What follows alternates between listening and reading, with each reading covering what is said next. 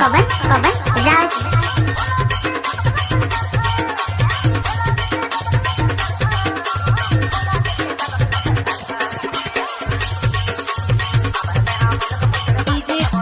पवन राज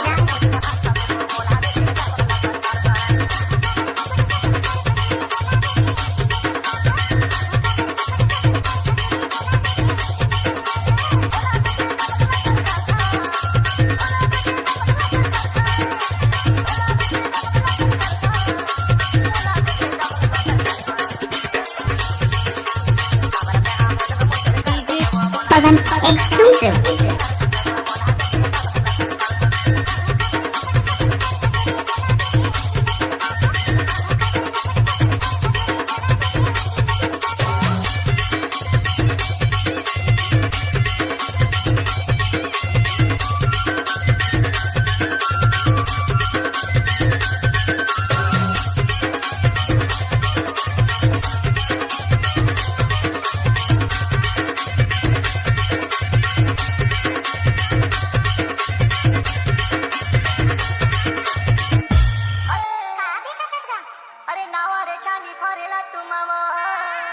तोला गोदी में बैठा के ले ले तो चुमावो ले ले तो चुमा